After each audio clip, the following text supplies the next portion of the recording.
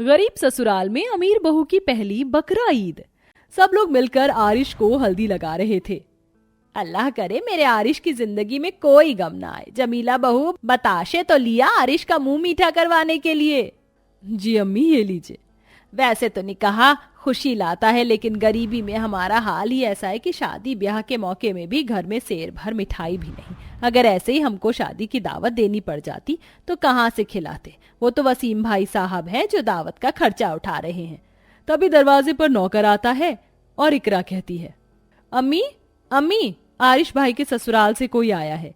सब देखने के लिए दरवाजे पर आते हैं, जहाँ नौकरों की टोली तरह तरह की महंगी मिठाइयाँ जैसे कि केवड़े की बर्फी, चमचम मिठाई, काजू कतली और भी बहुत कुछ।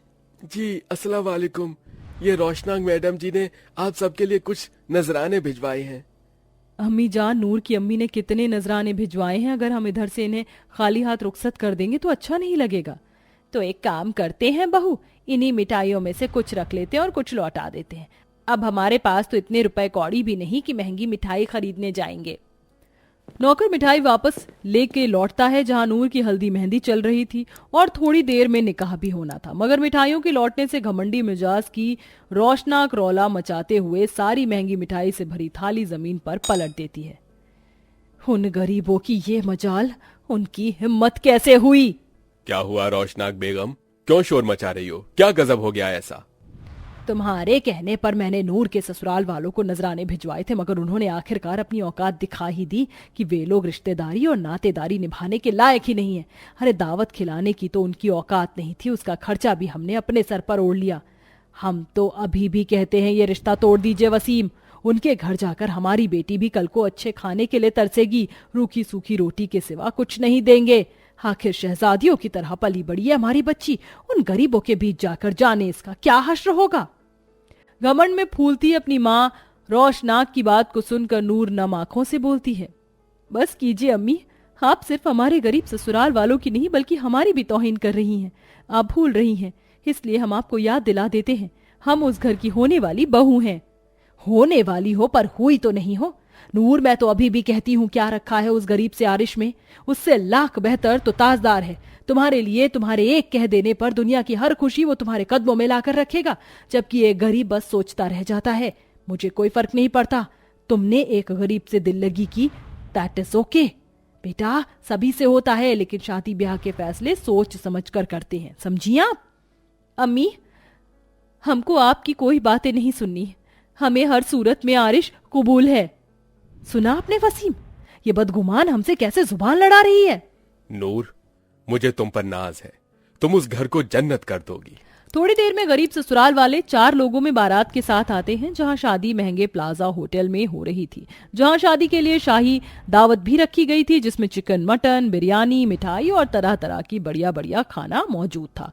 थोड़ी देर में काजी साहब निकाह पढ़वाते हैं, तभी खाने को ललचाते दिल से देखकर छोटी सी आलिया कहती है, अम्मी अम्मी चलिए ना दावत खाते, वरना सब कुछ खत्म हो जाएगा और आखिर में कुछ भी नहीं मिलेगा। आलिया चुप करो, कोई सुनेगा तो क्या बोलेगा। जमीला बहू, 2-2 करके बारी बारी से खाकर आ जाओ, वैसे भी तो पेट से है। नहीं अम्मी जान, थोड़ी देर में देवर जी का निकाह पड़ जाने के बाद सब साथ बैठकर खाएंगे। निकाह पड़वाने के बाद जहां गरीब ससुराल दावत खाने के इंतजार में था, तभी रोशनाक अपनी बेटी दामाद के पास आती है। नूर, आरिश चलो, दूल्हा दुल्हन की टेबल मैंने वहां लगा दी है, वहीं खा लो। पर अम्मी जी बाकी सब हमारे इंतजार में हैं। कोई बात नहीं आरिश, जा बेटा वहां खा ले, उनकी बात रह जाएगी। दरअसल रोशनाक ने ऐसा इसलिए किया ताकि नूर के गरीब ससुराल वालों को रुस्वा कर सके। इधर सब अपनी अपनी प्लेट में खाना डालने लगते हैं, तभी वहां आकर वो उन्हें बेइज्जत करती है। देखो तो कैसे फ्री की दावत से प्लेट भरी जा रही है। खाओ खाओ, दबाकर खाओ, ऐसी लजीज दावत तुम गरीब लोगों ने जिंदगी में नहीं खाई होगी। ये सुनते ही इकरा नाराजगी जताकर बोली, क्या मतलब है आपका? आप कहना क्या चाहती हैं? मैं तो बस तुम्हें तुम्हारी हैसियत दिखा रही हूँ। रोशनाक गरीब ससुराल वालों के सीधेपन का फायदा उठाते हुए उन्हें खूब जलील करती है, इसलिए कोई भी दावत में से कुछ नहीं खाता। गरीबी में दावत खाने का उनका अरमान अधूरा रह जाता है। नूर विदा होके ससुराल आ जाती है, जहां बहुत बदहाली थी। पुरखों का वो कच्चा मकान उनके सर छुपाने की इकलौती छत थी। घर में कोई सुख सुविधा की चीज भी नहीं लगी थी, जबकि कहा वो नूर का आलीशान बड़ा मायका था। वो दिल ही दिल में मायूस हो जाती है। या अल्लाह, मेरा ससुराल कितना गरीब है। आओ देवरानी जी, तुम्हारा स्वागत है। बन्नो रानी, सब कुछ तुम देख रही हो। हम गरीब लोग हैं और तुम अमीर हो।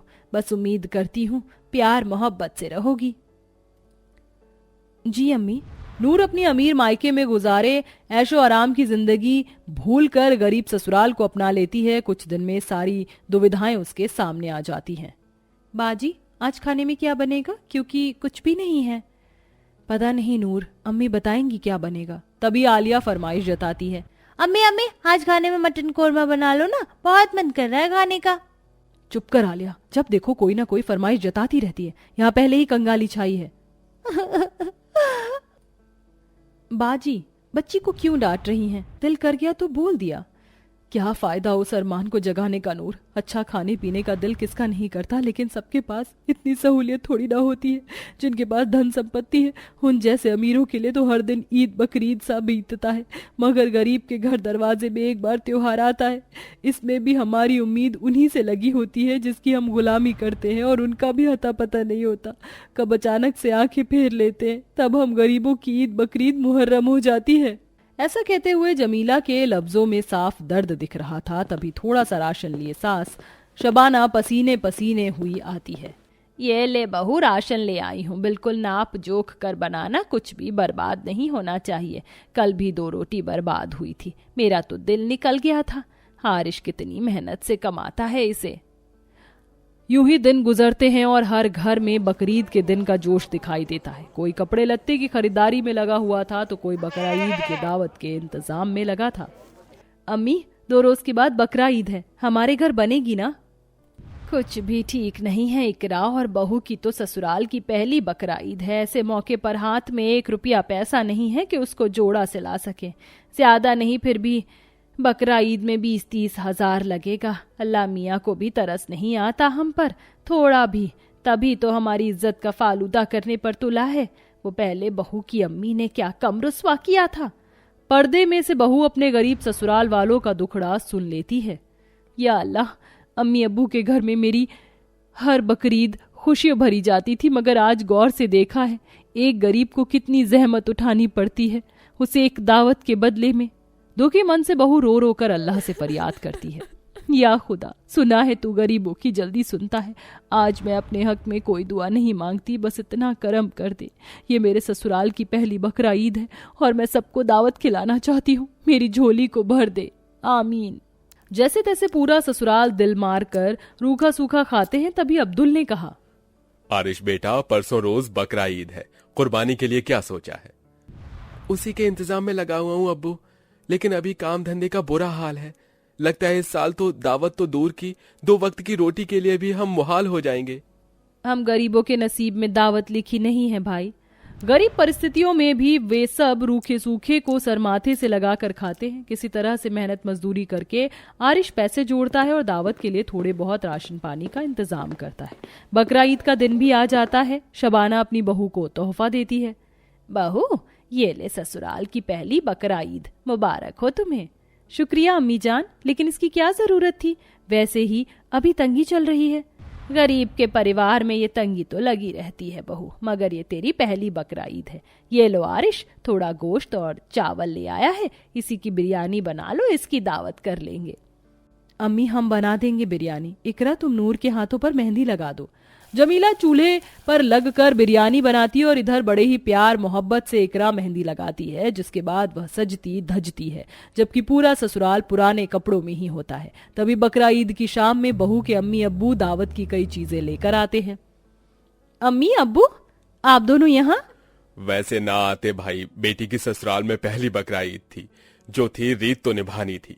समधी जी, समधन जी, रोशनाक को मैं साथ में जबरदस्ती नहीं लाया, वो अपनी मर्जी से आई है। अब आ गए हैं तो हम गरीबों के घर की दावत जरूर खाकर जाइएगा, हमें अच्छा लगेगा। गरीब ससुराल वाले दिल खोल कर उनका स्वागत करते हैं और खिलाते पिलाते हैं। रोशनाक कहती है, मुझे माफ कर दीजिए, मैंने आप लोगों के साथ बहुत बुरा बर्ताव किया। शायद मैं माफी के काबिल नहीं। माफी की कोई बात नहीं है अम्मी जी, जो बीत गया उसे जाने दीजिए। तो फिर ये दावत कबूल कीजिए हमारी तरफ से।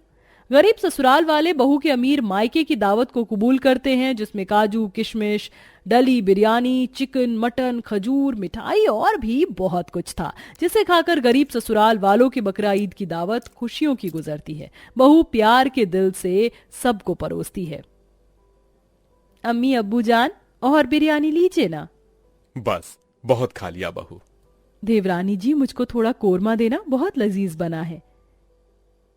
मुझको वो चमचम वाली मिठाई खाना है चाची जान, एक दे दो। सिर्फ एक क्यों, तुम दो लो मेरी शहजादी। इस तरह से अमीर बहू की बदौलत गरीब ससुराल वाले लजीज दावत खाकर बकरा ईद मनाते हैं।